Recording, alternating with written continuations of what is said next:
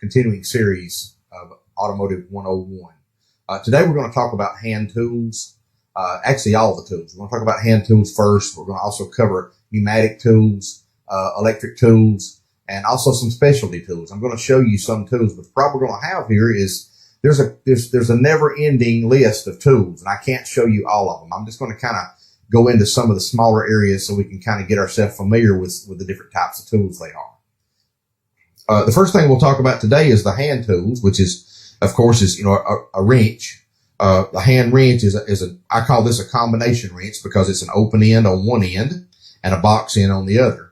And that's the combination open end, box end. The reason I have three of them laying here is because if you look, these two right here look like they're almost exactly the same size. But the problem is one of them is a 1/2 inch, which is a SAE standard size. The other one is a 13 millimeter metric size. The 13 millimeter metric size is used on a lot of import vehicles and also on today's common American-made vehicles. There's a mixture between the two on a lot of your American-made vehicles. The problem with this is it makes it really hard to tell what fits what. So what you need to do is when you're using a wrench like this is make sure that this wrench fits on that fastener very tightly. You don't want it to fit on there loosely. If it fits loosely on the fastener, then you're going to end up with, the thing stripping out and messing up the fastener so that you can't get the bolt out. So always use the right wrench for the right job. That's the most important. The other wrench laying right here is a line wrench. As you can see, it has a wraparound instead of the box end. That way we can slide that onto a line and take the line loose if we need to, like a fuel line or a brake line, for instance. And these line wrenches are extremely critical in the automotive industry. You're going to need the hand tools like this to get the work done. A few more tools that we have, some of you are going to be familiar with this. It's just your plain old pair of pliers. It's a simple pair of pliers, very simple. We have vice grips that actually lock, and they lock into place so that we can click onto a fastener that maybe has already stripped out or has been damaged previously. I don't like to use these where we've got a good bolt to use, though. If we've got a situation where there's a stud or something that you can't get onto with a regular size wrench, then you'll use these. These will be like a last resort. Believe it or not, we occasionally have to use the pipe wrench. I know a pipe wrench is what a plumber uses in most cases, but occasionally you'll run into some place where you've got to take a huge pipe off of a vehicle somewhere. So you're going to see these occasionally. And as well, hammers, we have to use hammers. There's several different types of hammers. This is a dead blow ball peen hammer. This hammer right here is a dead blow mallet that will be like for soft use if you're going to be hammering softly on something. Of course, you know what you've seen a rubber mallet before. The rubber mallet would be like to put a hubcap on or something. So these are all some of the hand tools that we'll use. Now, some of the specialty hand tools that you'll see that might not make that you've never seen before. Some of you may have never seen a tool like this. This is actually a brake tool. This is for doing drum brakes on the back of a vehicle. The drum brakes, if you don't have this tool, it makes the job so much harder. And this is a drum brake adjusting tool. So this is some of the specialty tools you'll see in the automotive industry. The specialty tools makes it a little more critical for us to have to do the tedious jobs. And we're going to need some of these special tools in a lot of cases.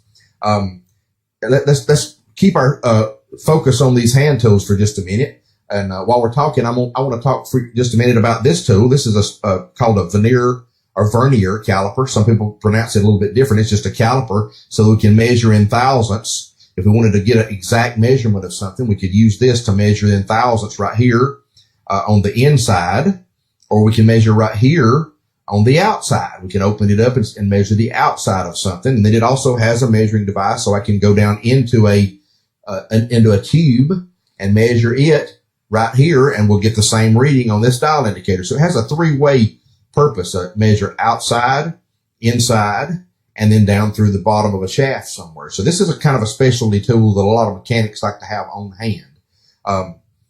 Getting into the specialty tools, there's a never-ending list of them, and it makes it complicated for me to show you every one of these tools, but I really do want to show you as many as I can in this small segment. So we're going to move on now away from the hand tools.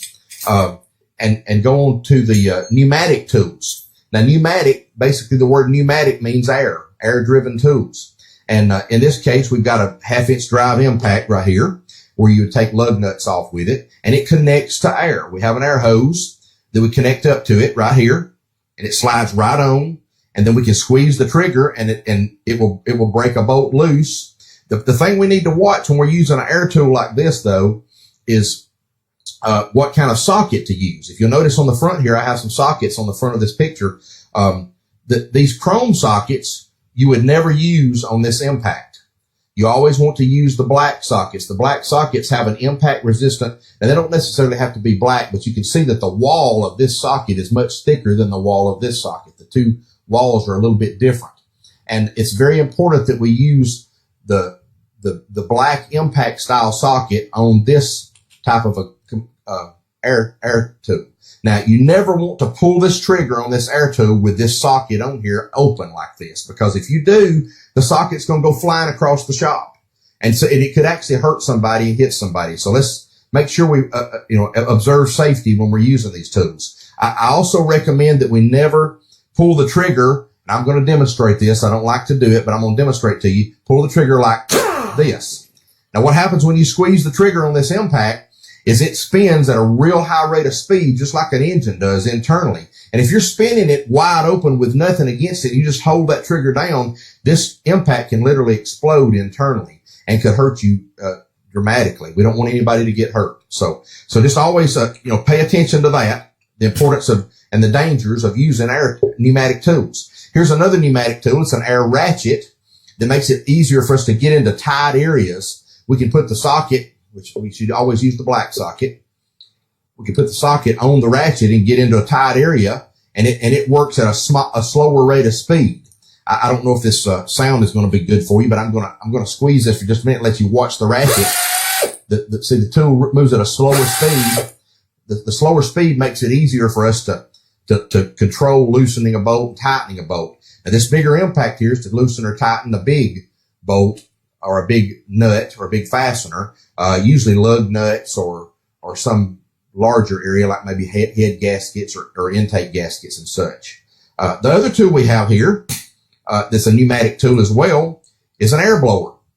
Now, you say an air blower. What's so special about an air blower? This air blower has a rubber tip on the end of it. And if you'll notice, that rubber tip is actually OSHA safety designed.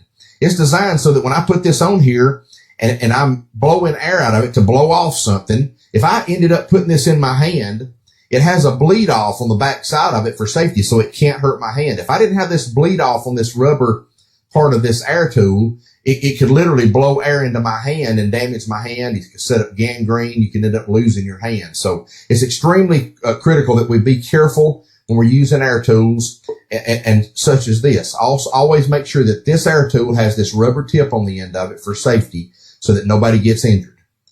Okay, and moving on from the air tools now, the pneumatic tools. I'm going to leave these laying up here. Maybe they won't be in the way. I want you to see the electric tools is next. Some of the electric tools that we have is, and I say electric, they don't plug in, that they're actually battery powered. And this is what you're probably going to use most of the time, is this type of a tool. You can buy drills that plug in, and that's fine. But working in the automotive industry, it's really hard to get a cord up under the hood of a car or under the dash of a car or somewhere to use a drill. And cordless drills have come along so far now to where we've got lithium batteries now. They work so much better. They have so much more strength that the electric tools work so much better. And this one here, as you can see, we have it rigged up with a Phillips head bit on the front of it, and I can actually control the speed really slow or really fast, and I can loosen or tighten the bolt or the screw. This is very handy working under dashes and taking Phillips head screws and screws loose on hardware that's like maybe a cover on something. This really helps a lot. This next electric tool right here is an electric impact. These are made by several different companies, several different designs, and it's actually a 3/8 drive. And it would also use, in this case, you would use the black socket with this, because it's actually not a drill, even though you see it doing that. It works like an impact does. So if I put this socket on here and I hold this, it actually hammers like an impact, as you can see. And it actually will loosen lug nuts. It'll loosen bolts on the car and a lot of areas that are pretty tight. What I like to use this type of tool on is like if I'm taking a seat out of a car, or maybe if I'm taking all the outer components out from under an engine, fan shrouds, fan bolts, maybe an alternator, some of your smaller stuff that you'll take loose. You'll use this type of tool on this. And there, like I say, there's a lot more electric tools out there. I actually have an electric ratchet that I use, but I didn't get it out because there's so many different tools out there that it's just hard for us to show you everything. But I'm going to kind of get these tools, get you used to using these tools. The next thing we have here is an electronic tool that a lot of us use. It's a scanner. It's a scan tool. This scan tool plugs up to the OBD2 connector on 1996 and later model vehicles. If you have an earlier than 1996, you'll have to use the OBD1 scanner, which I don't have one in here at this moment, but it works similar to this, just uses basically different connectors than this connector. What they did in 96 is the government changed the system over to where this plug right here will fit on every vehicle that's on the road today. And we can scan basically every vehicle. Now, there's some of them that we can't read certain information. Like, for instance, if you're working on a BMW, you might not be able to look at certain perimeters on a BMW with this small hand scanner. You may have to use a BMW, dedicated BMW scanner. Whereas this right here will definitely tell you why your check engine light is on, or your service engine soon light. This will tell you why. And in most cases, it will turn the light off and clear the code. And I like that feature because I first will document the problem with the check engine light on with a scanner and tell me where to go with the problem. Then I like to clear the code and get rid of it. And then we can go back and see if the code comes back a second time. If it does, that usually means there definitely is a problem, because electronic problems can play havoc with you and make it really hard for you to determine a problem. So this is the handheld scanner. Now, this is some of the tools that we use in the automotive industry, and I wanted to focus on different ones. I've got one other tool I'd like to see. This is a hand tool, but I'm going to jump back on it because you can see this doesn't look very familiar. It's kind of a weird looking tool, but it's actually to take plug wires off. If you want to pull a plug wire off of a spark plug, this is designed to do that, and the rubber cover on this protects you so that it won't shock you while you're taking it off if you was to have the vehicle running. But it's mainly designed so we can remove the spark plug wire off of a car easily without tearing the spark plug wire, and before we remove spark plugs. So some of the hand tools, some of the electric tools, and some of the pneumatic tools that we have in the automotive industry. And I wanted to show you some of them. And so I hope this was not too long and too broad and covered too many areas that it confused you. But maybe we can spend more time in the other courses, the more advanced courses, to show you some more of the specialty tools. And I also will be showing you some more of the tools, the specialty tools, as we do the components. For instance, when we get over into brakes, I'll show you some of the brake tools that we use. And because it'll make more sense to you, and you'll understand how to use the tool instead of just what it looks like, as I'm doing right here in this.